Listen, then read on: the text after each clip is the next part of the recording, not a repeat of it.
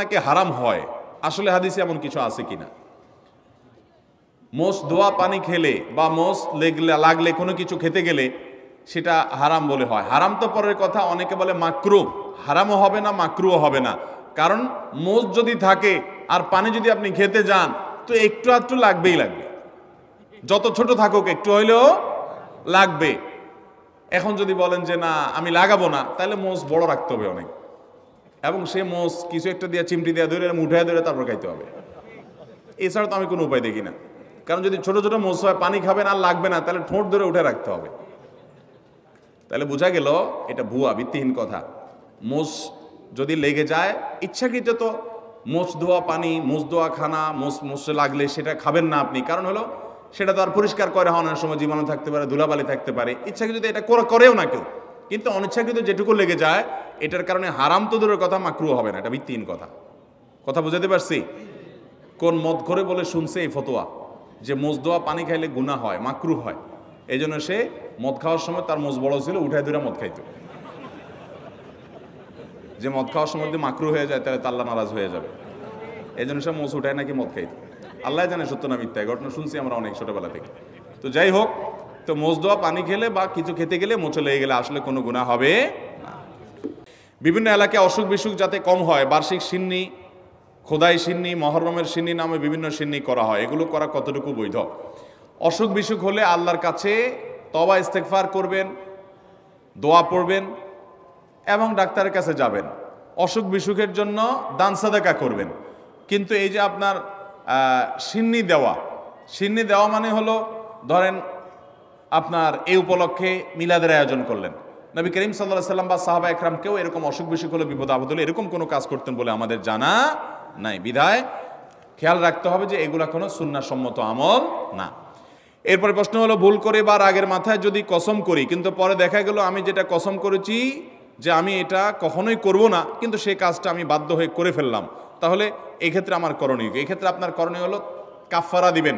কসমের কাফফারা হলো হয় 10 জন মিসকিনকে খাদ্য দান করবেন, আর না হলে 3 দিন রোজা রাখবেন। বাস, তাহলে কসমের কি হয়ে যাবে? কাফফারা হয়ে যাবে। এরপরে প্রশ্ন হলো,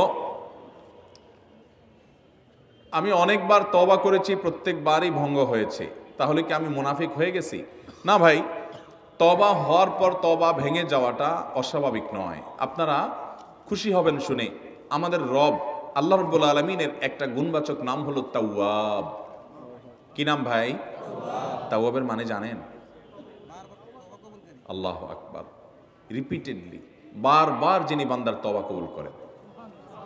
এই জন্য ভাই, একবার গুনাহ হয়ে গেছে, আল্লাহর কাছে তওবা করেছেন, চেষ্টা করছেন যে আর যেন না হয়, কিন্তু আবার শয়তান কাত করে ফেলে দিয়েছে, আবারও তওবা করে ফেলবেন এবং দুর্বল হবেন না। এখানে ইবলিস আপনাকে বলবে, তুই এতবার একই কাজ করে তওবা করছস আল্লাহর কাছে, আবার কোন মুখে তওবা করবি? থাক, বাদ দে। আপনার তওবা থেকে দূরে সরাবে। এটা হলো শয়তানের সবচেয়ে বড় অস্ত্র। কখনো নিরাশ হওয়া যাবে না। তওবা আগের বারের চাইতে পরের বারটা আরো স্ট্রং করবেন, যে ঠিক আছে আগের বারটা তওবা আমি দুর্বল ছিল, এটাকে আরো স্ট্রং করব, চেষ্টা করবো না ইনশাআল্লাহ। তাহলে তওবা বারবার করতে হবে, বারবার করতে হবে। ভেঙে গেলে আরো শক্ত, হার্ডলি তওবা করতে হবে, নিজের প্রতি নিজে শাসন চালাতে হবে। এভাবে ইনশাআল্লাহ সামনে আগাইতে হবে। ভারতবর্ষের একজন কবি বলেছেন, আরে ইয়ে কুস্তি তো হয় অমর ভর কি, কবি ও দাবালে কবি তু দাবালে। ইবলিসের সাথে তোমার লড়াই তো সারা জীবনের। কখনো ইবলিস তোমাকে কাত করে ফেলে দিবে, তোমার দ্বারা গুনাহ করায় ফেলবে, আবার কখনো চোখের পানি ফেলে কেঁদে কেটে আল্লাহর কাছে একান্তে। ভাইরা, কিছু নির্জন সময় কাটানো দরকার। আমাদের কোনো নির্জন সময় নাই। নির্জন সময় হলে ওই মোবাইলে আমরা ঢুকে পড়ি, মোবাইল টোবাইল বন্ধ করে ফেলে দিনে রাতে 24 ঘন্টার ভিতরে 5 ওয়াক্ত নামাজের পরে আগে যে কোনো সময় অন্তত 2-4-5টা মিনিট একটু চিন্তা ভাবনা করবেন, একটু নিজের হিসাব মিলাবেন, আল্লাহর সাথে কথা বলবেন। আজকে একটা গুনাহ হয়ে গেছে, আজকে একটা কাস্টমার মহিলা আসছে, তার সৌন্দর্য দেখে তাকে নিয়ে বাজে চিন্তা জল্পনা কল্পনা করেছি, নোংরামি করেছেন, গুনাহ কাজ করেছেন। কোনো কাস্টমার এসেছে, তার সাথে ফাঁকি ঝুঁকি দিয়েছেন, 2 নাম্বারই করেছেন, মিথ্যা কথা বলেছেন, কিনা দর এত আছে বলেছেন, আসলে এত আসে নাই। এই যে মিথ্যা বলেছেন কয়টা টাকার জন্য, এই টাকা দুনিয়াতে থেকে যাবে, মিথ্যাটা আপনার আমলনামা যুক্ত হয়ে আখিরাতে যাবে। এইসব কথা চিন্তা করে আল্লাহর কাছে চোখের পানি ফেলে একান্তে, আল্লাহ করে ফেলেছি আজকে শয়তানের পালায় পড়ে, আল্লাহ খেয়াল ছিল না, আপনি মাফ করে দেন। মালিক, আপনি মাফ না করলে কিয়ামতের ময়দানের শাস্তি হবে ভয়াবহ। দুনিয়াতে আপনি ছেড়ে দেন, আল্লাহ মাফ করে দেন। মাপ চায়া দুনিয়া থেকে ওইটাকে নিষ্পত্তি করেন, একটু চোখের পানি ফেলেন, সেজদায় পড়ে যান, 2 রাকাত সালাতুত তওবা নামাজ পড়ে আল্লাহর কাছে মাপ চান, এরপরের দিন আরো স্ট্রং করেন। এভাবে আপনি লড়াই চালাতে থাকবেন। আর এই কুস্তি তো হয় অমর ভর কি, কবি ও দাবালে কবি তু দাবালে। শয়তান গুনাহ কমা আপনার দ্বারা করায় সে জিতে যাবে, আর আপনি তওবা করে চোখের পানি ফেলে গুনাহ মাফ করিয়ে তারপরে আপনি শয়তানের উপরে জিতে যাবেন। তওবা করতে থাকবো তো ইনশাআল্লাহ। তওবা করতে কখনো ক্লান্ত হবেন, তওবা অব্যাহত রাখবেন, অনবরত রাখবেন। দুনিয়াতে কোনো ফেরেশতা মানুষ নাই, সবাই গুনাহ করে। এর মধ্যে সবচেয়ে উত্তম মানুষ হলো গুনাহ করার পর যে নিজের ভুল বুঝতে পারে, নিজেকে শাসন করে সংশোধন করে সে তওবা করে মাপ চায়। মনে রাখবেন, যে ব্যক্তি তওবার শর্ত আদায় করে তওবার শর্ত কি? তওবার শর্ত হলো যে কাজটা করেছি গুনার কাজ, এটার জন্য নিজেকে নিজে শাসন করলাম, কেন আমি এত নিকৃষ্ট কাজ করলাম, আল্লাহ আমার প্রতি কত ইহসান করেছেন, কত অনুগ্রহ করেছেন, আমার জীবনে কত বিপদ এসেছে আল্লাহ উদ্ধার করেছেন, তাহলে আমি কেন গুনার কাজটা করলাম। নিজেকে শাসন করা, ভবিষ্যতে না করার পরিকল্পনা করা, লজ্জিত হয়ে চোখের পানি ফেলে আল্লাহর কাছে মাপ চাওয়া, এই কাজটা যদি আপনি বারবার করেন, আপনি নিশ্চিত থাকতে পারেন আপনার তওবা দিন দিন আস্তে আস্তে স্ট্রং হবে এবং একটা সময় আপনি গুনাহ ছাড়তে পারবেন ইনশাআল্লাহ। এই জন্য তওবা কখনো ছাড়া যাবে, যতবারই তওবা ভাঙুক, তওবা আরো স্ট্রং করে করতে হবে। আমি একজন যুবক, আমরা অনেক সময় মজার ছলে বা বিয়ের উদ্দেশ্যে